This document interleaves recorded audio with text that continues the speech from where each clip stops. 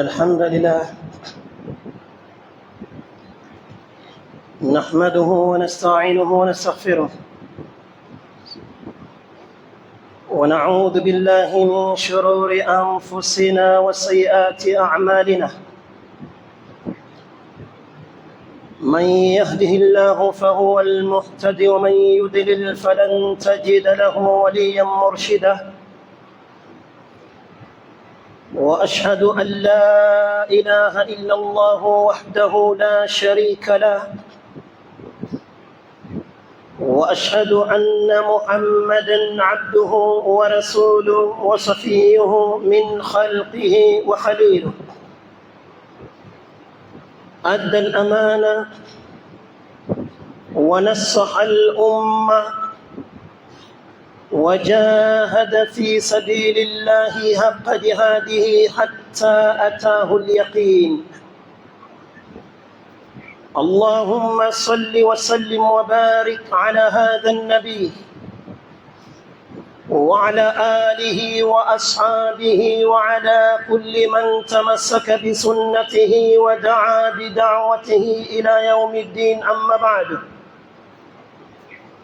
فإن خير الكلام كلام الله، وخير الهدي هدي محمد صلى الله عليه وسلم، وشر الأمور محدثاتها، وكل محدثة بدعة، وكل بدعة ضلالة، وكل ضلالة في النار. فحياكم الله جميعا أيها الأحبة، والله أسأل أن يجمعني وإياكم في هذه الدنيا دائما وأبدا على طاعته، وفي الآخرة مع إمام المتقين، إنه ولي ذلك والقادر عليه.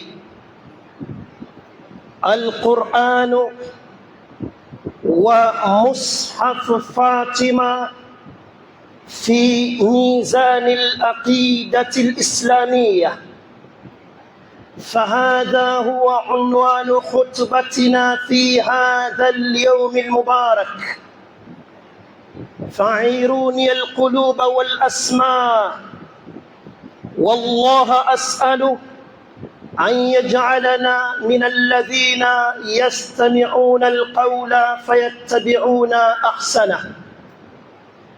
Ndugu Waislamu, ama baada ya kumhimidi Mwenyezi Mungu Subhanahu, pamoja na kumtakia rahma na amani role model wetu Abul Qasim, anwani ya khutba yetu niloikusudia bihaulillah wa madadi itakuwa ni Qur'ani tukufu na mushaf wa Fatima katika mizani ya itikadi ya Kiislamu. Nitawaombeni tena kwa heshima na taadhima, tegeni masikio kwa makini, mzisongeze nyoyo zenu karibu kwa huu muda mchache ulioko mbele yetu, tuweze kuambizana mambo muhimu ya itikadi na aqida yetu ya Kiislamu. Naam, tadai kutubu Shia نزول مصحف بعد وفاة النبي صلى الله عليه وسلم يسمونه مصحف فاطمة، kama ilivyokuja katika vitabu vya kutegemewa, vitabu vya Kishia. Wanadai ya kwamba kuna kitabu ambacho kwamba kiliteremka, kitabu ambacho kwamba wanakiita kwa jina la Mushafu Fatima. Rawa al-Kullaini kama jaa fi usuli al-Kafi, wa anna indana la Mushafa Fatima mushafun fihi mithlu Qur'anikum 3 marratin, wallahi ما فيه من قرآنكم حرف واحد.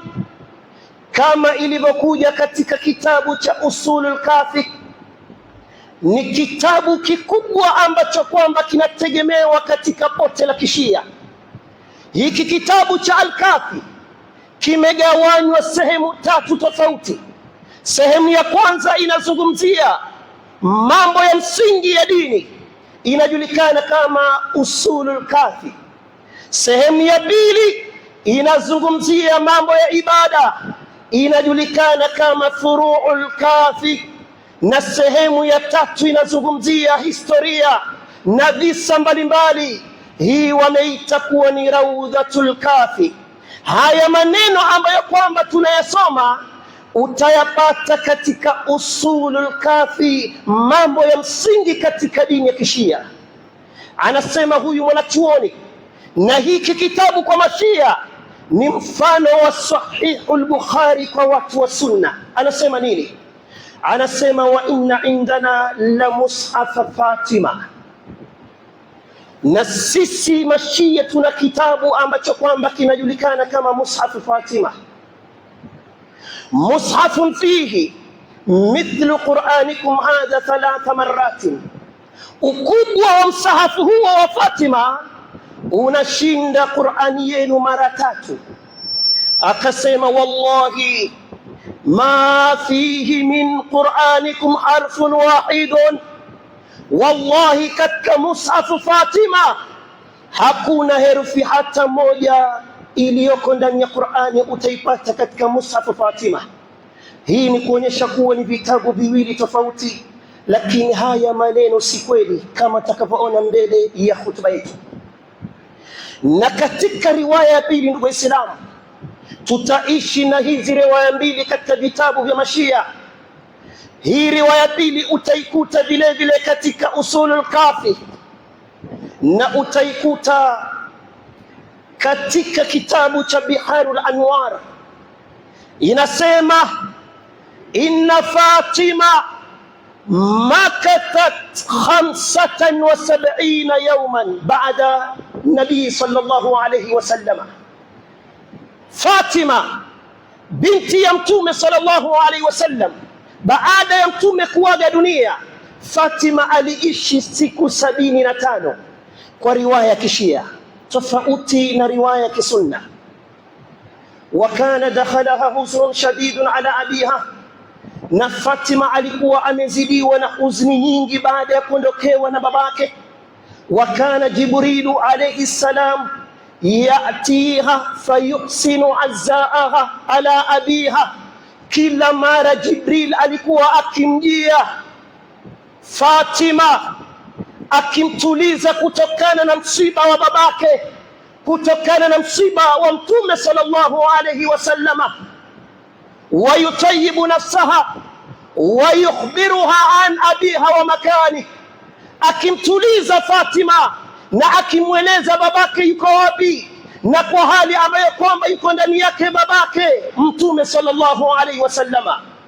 Wayukhbiruha bima yakunu ba'daha fi dhurriyyatiha, na akimweleza vile vile yale ambayo kwamba yatatokea yote katika kizazi chake.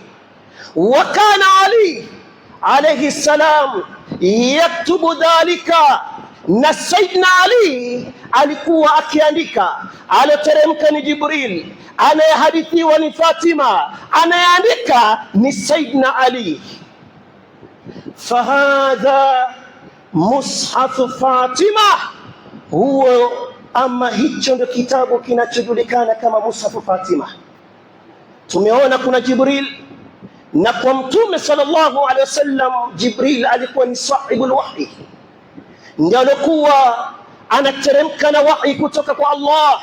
Kama pana jambo mwalimu anabe kwamba amepatiwa majukumu na madaraka, kama vile kuna malaika wa kutoa roho, malakul maut, kama vile kuna malaika wa kuandika mazuri na mabaya, kuna malaika wa kuuliza maswali kaburini, kuna malaika wa mvua, kuna malaika wa parapanda.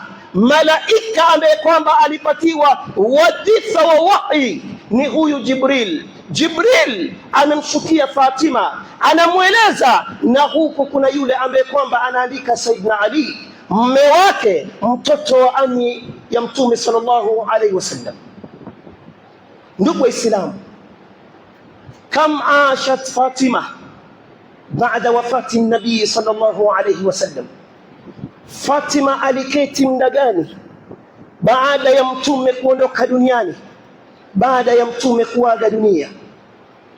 Makathat sayyidatu Fatima radiyallahu anha wa ardhah nahwa 6 ashhurin faqat. Fatima aliketi miezi 6 kama ilivyokuja katika vitabu vya sunna. Mtume sallallahu alaihi wasallam yuko katika tandiko la mauti, anapigana na maradhi ambayo kwamba yatamuondosha duniani. Ghafla Fatima anaingia, mtume anamkalisha Fatima pembezoni mwake, akamnong'oneza Fatima mara ya kwanza. Fatima akalia kwa sauti, akamnong'oneza mara ya pili, Fatima akacheka. Baada ya kuzikwa mtume sallallahu alaihi wasallam, mama yetu Aisha radhiyallahu anha wa ardhah akamuuliza Fatima, niliona siku zile mtume alikunong'oneza, mwanzo ukalia, akakunong'oneza tena ukacheka, je, alikueleza habari zipi? Fatima akamjibu Aisha akamwambia, sarrani an-nabiy sallallahu alayhi wasallam fa akhbarani bimauti. Pale mwanzo kabisa uliponiona ninalia, mtume alinong'oneza kanambia, ya Fatima, haya maradhi ambayo kwamba babako anaugua ndani yake ni maradhi ambayo kwamba yatamuondosha duniani. Niliposikia maneno hayo, fabakaitu, hapo ndio niliona nikilia. Thumma sarrani fa akhbarani anni awwalu man atba'u min ahli baiti. Kisha akanong'oneza mara ya pili, akanambia, we Fatima, wewe ndiye wa kwanza utakayenifuata mimi mtume, wewe ndiye utakufa baada yangu mimi mtume katika watu wa nyumba yangu, katika ahlul baiti. Nilipoyasikia maneno hayo, fadhahiktu, uliniona nikicheka. Na naam, hii ndo hali ya mu'min, hii ndo hali ya Muislamu. Muislamu haogopi kukutana na Allah. Man ahabba liqaa Allah ahabba Allahu liqaahu wa man kariha liqaa Allah kariha Allahu liqaahu. Yeyote anayependa kukutana na Allah, Allah pia anapenda kukutana naye, na yeyote ambaye kwamba anachukia kukutana na Allah, Allah pia anachukia kukutana naye. Fatima anaishi juu ya mgongo wa ardhi kwa maandalizi ya kukutana na Allah, tofauti na Mayahudi. Mayahudi walipojigamba kuwa wao ni vipenzi vya Allah, Mwenyezi Mungu aliwapatia mtihani. Qul ya ayuha alladhina hadu in za'amtum annakum awliya'u lillah min duni an-nasi fatamannaw al-mauta in kuntum sadiqin. Sema ya Muhammad, waeleze hao Mayahudi ambao kwamba wanajidai, waeleze hao Mayahudi ambao kwamba wanajigamba kuwa wao ni vipenzi vya Allah, ikiwa kweli mnampenda Allah, basi yatamanini mauti mwende mkutane na kipenzi wenu, kwa sababu kullu habibin yuhibbu liqaa habiba, kila mwenye kipenzi anapenda akutane na mpenzi wake. Fatima radhiyallahu anha wa ardha akanong'onezewa mara ya pili, wewe ndiye wa kwanza ambaye kwamba utanifuata baada ya kuondoka duniani. Fatima akacheka kwa sababu ni mkutano wa Mwenyezi Mungu Subhana. Anayeondoka duniani anaenda kukutana na Allah Azza wa Jalla. Ahibati fillah, naam, Fatima aliishi baada ya mtume kuondoka duniani kwa miezi 6. Ama kwa vitabu vya Kishia aliishi siku 75. Wa amma muddatul wahyi ala nabii sallallahu alayhi wasallama, kiwango ama masiku ambayo kwamba mtume aliteremkiwa na wahi, ilichukua miaka 23. Mtume alipewa utume akiwa na miaka 40, akaishi Madina miaka 13, akaishi Madina miaka 10, Maka miaka 13 na Madina miaka 10, miaka 63 mtume akaaga dunia. aliishi juu ya mgongo wa ardhi kama mtume kwa miaka 23. Wahi ilishuka kwa mtume kwa miaka 23 tadarujan wa hatta yathbuta fi suduri. Aya zilishuka kidogo kidogo, aya zilishuka pole pole, ili masahaba waweze kuzifanyia kazi aya za Mwenyezi Mungu. Tunauliza, fa kaifa yuqalu anna kitaban akhar akbar minhu بثلاث مرات نزل في مدة قصيرة.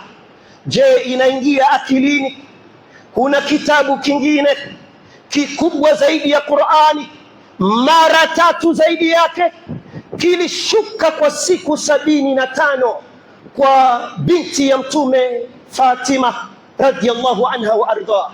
Na sual tauliza, aina nahnu waman hafidhahu waman ballaghahu wa aina atharuhu fil umma?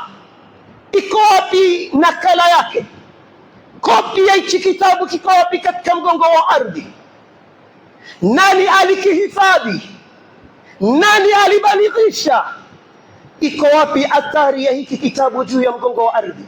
Naam, wanaitakidi Mashia, ndugu Waislamu, hiki kitabu Imam wa 12 Muhammad al-Hasan al-Askari al-Mahdi al-Muntadhar aliingia na hichi kitabu ndani ya pango inayojulikana kama Sirdab, na atatoka nacho kabla ya siku ya Kiyama, na akitoka nacho Qur'ani itakuwa haina nafasi.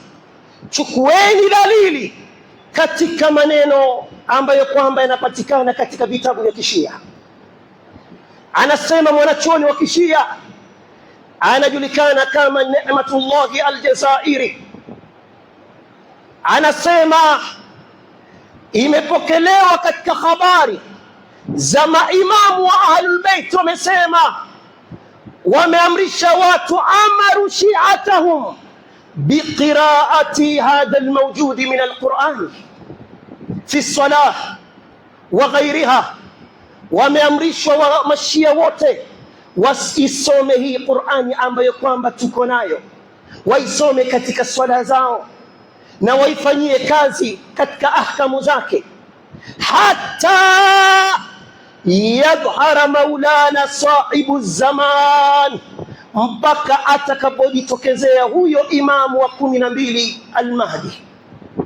Akishajitokeza hii Qur'an, fayartafi'u min aidi nnasi ila samaa, itanyanyuliwa hii Qur'an mpaka mbinguni, na itatolewa Qur'an ambayo kwamba alafahu amirul mu'minina, aloitunga ama aloiandika amirul mu'minina, akikusudiwa ni Sayyidina Ali radiyallahu anhu wa ardah.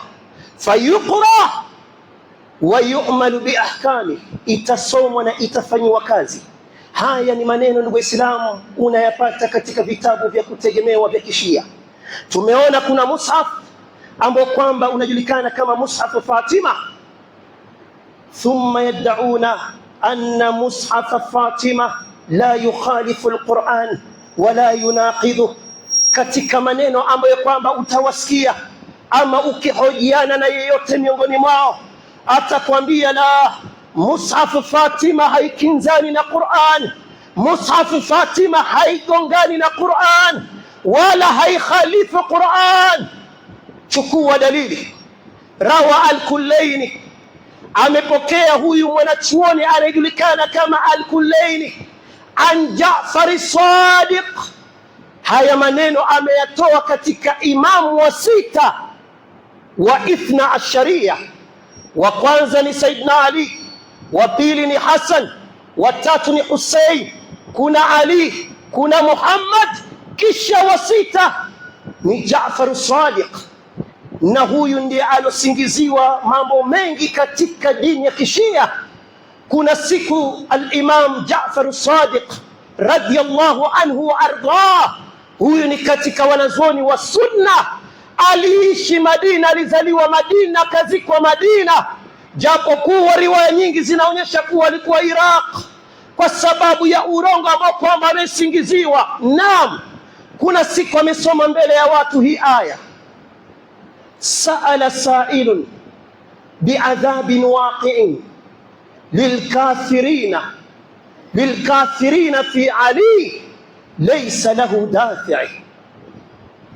Akaongeza kilima cha Ali, qila lah, akaambiwa nahnu la naqra'uha hakadha, sisi hatusomi hivyo kwa sababu kwenye Qur'ani yetu hakuna fi Ali. Akaambiwa sisi hatusomi hivyo, akasema wallahi hakadha nazala biha Jibril alayhi salam ala Muhammadin sallallahu alayhi wasallam wa hakadha wallahi huwa muthbitun fi mushaf Fatima. Na hivyo ndio imekuja katika mushafu Fatima, na hivyo ndivyo alivyoteremshiwa Mtume sallallahu alaihi wasallam. Nani anasema? Jaafar Sadiq. Katika mushafu Fatima haijakuja ila ina kalima ya fi Ali. Haya maneno utayapata katika Usulul Kafi, utayapata katika Biharul Anwar, utayapata katika Tafsiru Safi lilkashali, vitabu ambavyo kwamba vinategemewa na Mashia. Kwa nini waseme kuwa mushafu Fatima haigongani na Qur'ani? Mushafu Fatima haikhitalifiani na Qur'ani, na tunaishuhudia mushafu Fatima inakosoa Qur'ani. Kinachokosoa na kinachokosolewa kipi bora? Kwa bongo za Mashia, kwa akili za Mashia, bila shaka wataona mushafu Fatima ni bora kuliko Qur'an, kwa sababu mushafu Fatima inakosoa kitabu cha Allah azza wa jalla na aya chungu nzima.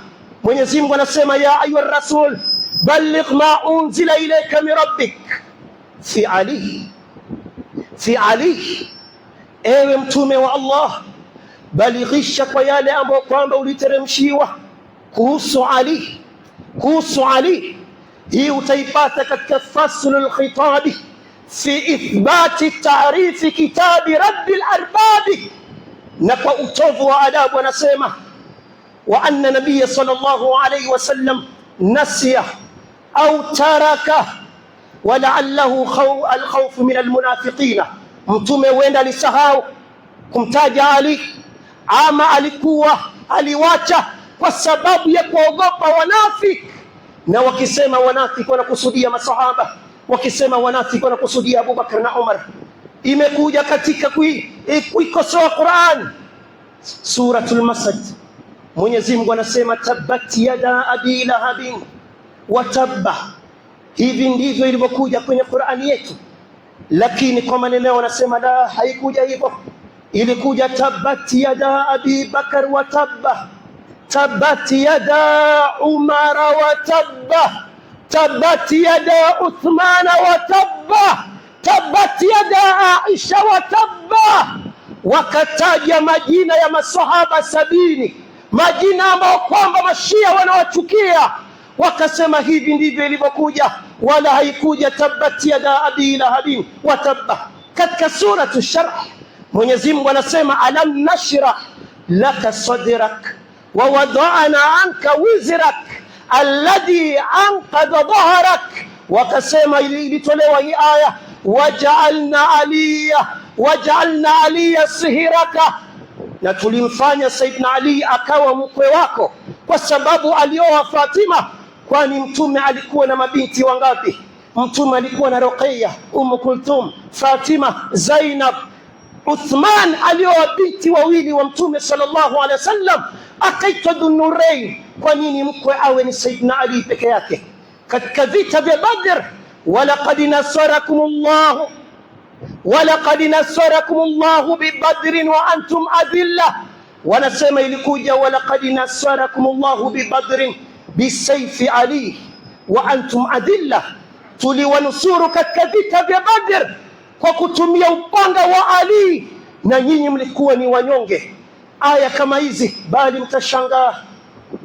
mtashangaa tukimalizia hutuba yetu kuhusu maneno ambayo kwamba imekuja kutiwa Allah, maneno ya kumtii Mwenyezi Mungu na mtume wake. Wameelekeza katika Imam. Mwenyezi Mungu aliposema ومن يطع الله ورسوله فقد فاز فوزا عظيما. yeyote atakayemtii Allah, yeyote atakayemtii mtume, huyo amefaulu kufaulu kuliko kuwa kukubwa. Wakasema haikuja hivyo, imekuja waman yuti llaha wa rasulah fi wilayati aliyin wal a'immati min ba'dihi faqad faza fawzan adhima. yeyote atakayemtii Allah na yeyote atakayemtii mtume kwa utawala wa Ali na maimamu baada yake, huyo ndio amefaulu, kufaulu ambapo kwamba ni kukubwa. Mwenyezi Mungu aliposema kuntum khaira ummatin ukhrijat linnasi, wakasema hii aya ni kuntum khaira aimmatin ukhrijat linnasi, nyinyi ni maimamu bora mndotolewa kwa watu. Na aya inasema wa kuntum khaira umma, nyinyi ni umma bora. Ahibati fillah, famin aqidati ahli sunna wal jamaa anna hadha alquran alladhi bayna aydina kalamullahi haqqan. Itikadi yetu kama watu wa sunna, hii Qur'an ambayo kwamba tunayo mikononi mwetu, hii Qur'an ambayo kwamba ipo katika misikiti ya Waislamu, hii Qur'an ambayo kwamba ipo kote duniani, ni maneno ya Allah. La ya'tihi al-batilu min bayni yadayhi wala min khalfihi, wala hakuna kosa lolote ambalo kwamba utapata katika kitabu cha Allah. Kwa nini? Kwa sababu Mwenyezi Mungu ndiye mwenye kukilinda kitabu chake. Inna nahnu nazalna dhikra wa inna lahu lahafidhun. Sisi ndio tumeteremsha Qur'ani na sisi ndiye tutailinda Qur'ani. Nani anailinda Qur'ani? Bila shaka ni Allah. Walijaribu washairi wa Quraysh kushindana na Qur'ani zama za mtume, lakini hawakuweza kwa sababu ni kitabu cha Allah. Mwenyezi Mungu anasema dhalika alkitab la raiba fi, hicho ni kitabu ambacho kwamba hakina shaka ndani yake. Naam, Muislamu inabidi awe na itikadi hii ndani ya moyo wake kuwa hiki ni kitabu cha Allah na wala hakina shaka ndani yake. Aqulu qawli hadha astaghfirullah li wa lakum wa lisairi almuslimina wal muslimat fastaghfiruhu fa innahu huwal ghafurur rahim wa huwal barrul karim. Alhamdulillahi rabbil alamin wal aqibatu lil muttaqin wa la udwana illa ala adh-dhalimin.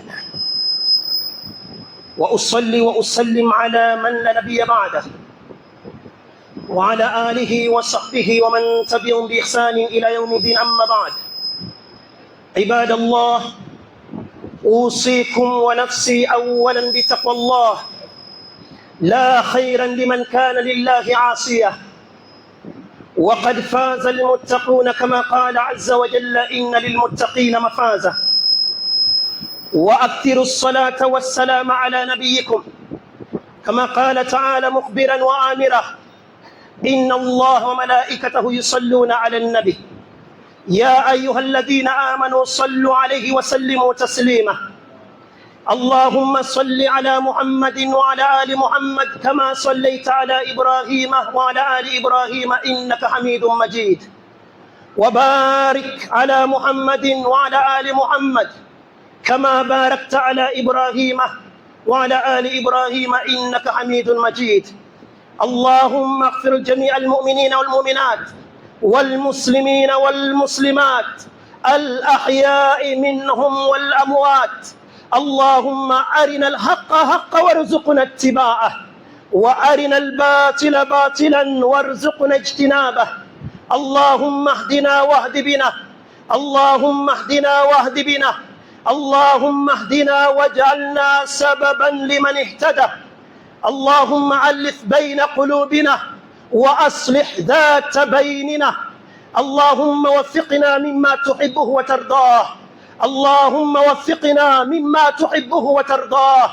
ربنا تقبل منا إنك أنت السميع العليم، وتب علينا إنك أنت التواب الرحيم. ربنا آتنا في الدنيا حسنة وفي الآخرة حسنة وقنا عذاب النار برحمتك يا أرحم الراحمين، برحمتك يا أرحم الراحمين، برحمتك يا أرحم الراحمين. عباد الله، هذا وما كان من توفيق فمن الله وحده، وما كان من خطأ أو سهو أو زلل أو نسيان فمني ومن الشيطان. الله ورسوله منه بريئان، وأعوذ بالله أن أذكركم به وأنسى، وأعوذ به أن أكون جسرا تعبرون عليه إلى الجنة ويلقى به في جهنم. وأقم الصلاة.